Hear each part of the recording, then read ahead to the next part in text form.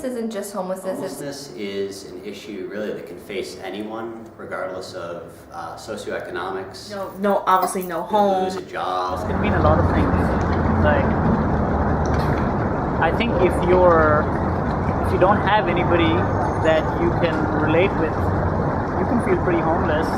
It's not only people living on the streets. Someone could be injured really badly. Somebody who regularly has to sleep outside or seek shelter, whether it be at a homeless shelter or in a church or... And no food. There's so much opportunity, and you don't know everyone's story, but at the same time, it's like you can't pity them or feel bad because there is stuff that they can do. It's also people that are living in poverty. A veteran could come home from a war and not really have a job and not have a place to live.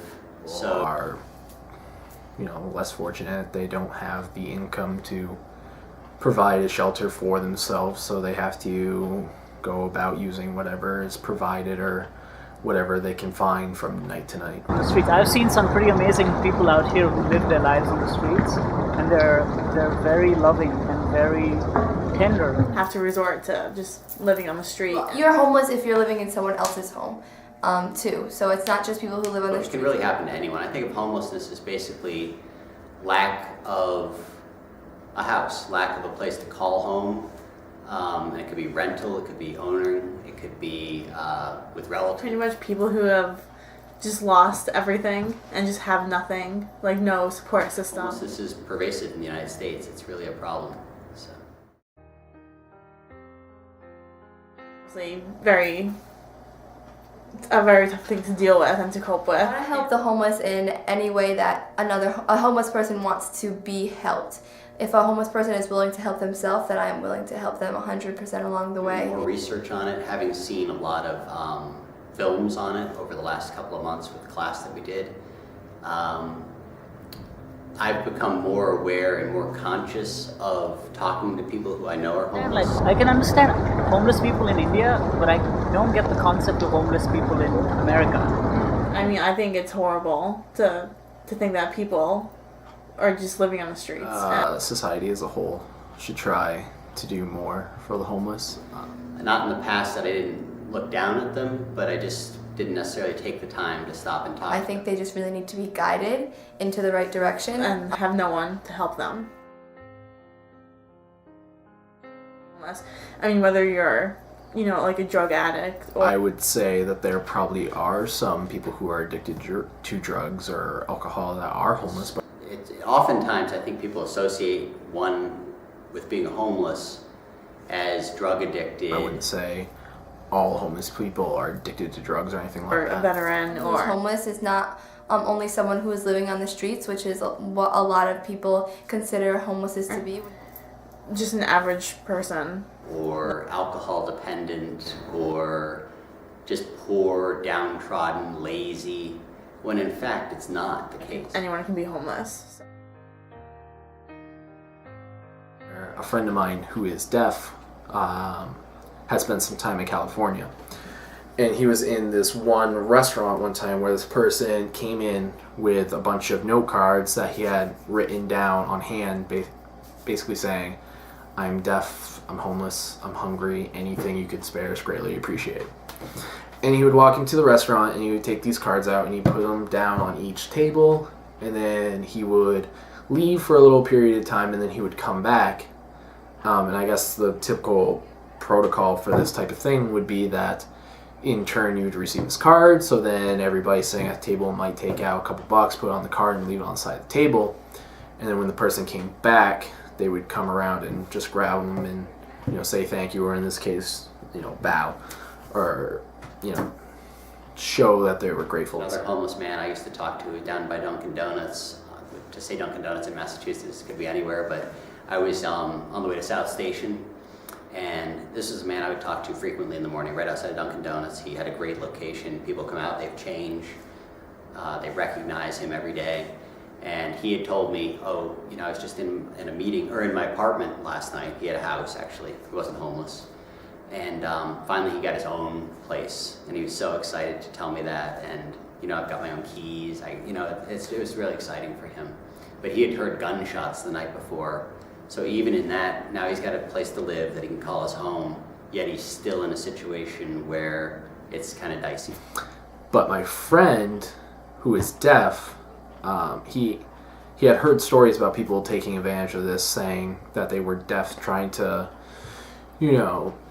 take advantage of people's emotions because, they weren't in fact deaf. So he waited, and he told his friends, like, don't put any money on the table or anything, just wait for him to come back and, I'll talk to him. And so the guy came back, and he saw that there was no money on the card, and he kind of stood there. And my friend signed to him. He said, how are you? My name's Michael, da da da da. And he quickly realized that the person didn't understand sign language. Habitat for Humanities, which is the most amazing experience I've ever had in my life. I've done it for 2 years in Texas and in North Carolina, both completely different experiences. When I was in Texas, El Paso, Texas, we met with the family.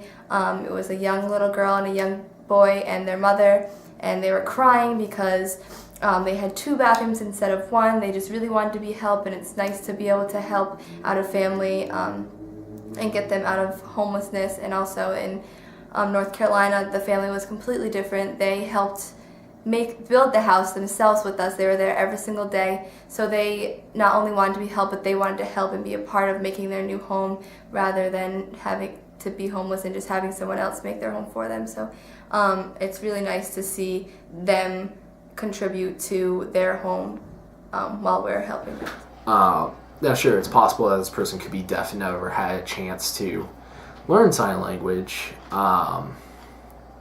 But just the fact that the person didn't understand at all, and in addition to that, seemed to become very nervous, and then said, just waved and walked away. My friend got very angry at him, just because, in addition to kind of giving homeless people this bad image, he felt like that particular individual and individuals like him were giving deaf people a poor image as well. One woman right at the corner of Park Street, actually, everyone's probably seen her, African-American woman who sits in a chair right at the crosswalk of Downtown Crossing. And I had just read an article in Spare Change, which I picked up. I buy it infrequently, but I picked up a copy. I do soup kitchens through Fisher College. I've done a lot in Boston. And there was an article about her in there. And every time I go by now, whether I'm on the bike or walking, I always say hi to her. And not every time does she say hi back, but at least I feel like I've sort of extended myself to say hi. She does say hi sometimes. She doesn't talk to very many people. So It's terrible to see how many people actually line up for the soup kitchens every single night of the week, and it's not just someone who's in terrible, bad clothing. It's people that come in with full suits on, and you see them at soup kitchens. So it's really sad to see the different types of people that come into soup kitchens or come into shelters. So I met this one woman, and she sells paintings of her own. It's basically like splattered colors, but I like it. So she's usually around the West Village area, and I'd seen her there for a little while. So one day I had my day off and I went to take photographs. And then I went up to her and she said, "No, I don't want any pictures taken of me." So I said, "Oh well," I said, "maybe I can bribe her or something." And so I went to Lupin Quotidien. I got a jar of apricot jam or something. There's this one situation where it's kind of late at night, and I was with a friend of mine, and we were going CVS at Copley Square. And this woman walks up to us, and she gave us this really sad story about how she was just trying to get a few dollars to give her kids dinner that night, but it was really late, so it was a strange story. But anyways, my friend and I, we felt like, okay, we have extra money, we're not gonna miss a couple bucks, so we said, yeah, sure, here you go. And she got upset.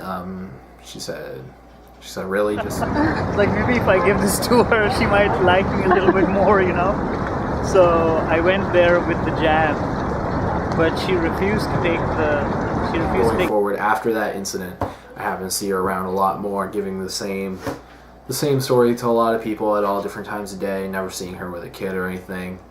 So I feel like that kind of gives the homeless a bad image because you're not really sure who you can trust. Like, you hear these stories all the time about these people making six figures off of panhandling or whatever. Yeah, she didn't want. She just wanted to be left alone, and it was kind of strange. That was the first time I was doing it as well, so I didn't have any experience in it. But at the same time, so I just walked away from there because she yelled at me. She's like, "No, just leave me alone," So I said, "Okay, fine."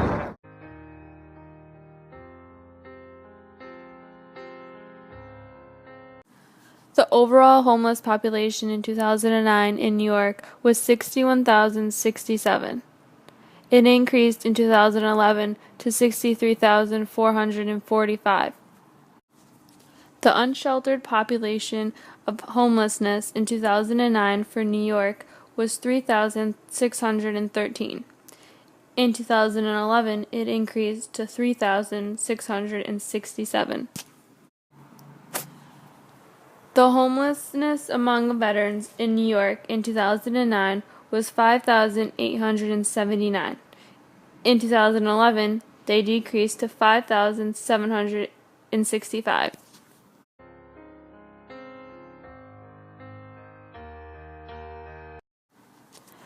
The overall homeless population in 2009 in Massachusetts was 15,482.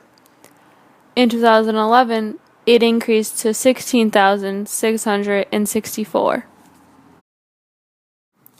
Unsheltered homelessness in Massachusetts in 2009 was 1,006. It decreased in 2011 to 703. The overall homeless population for veterans in Massachusetts in 2009 was 1,890. In 2011, it decreased to 1,268.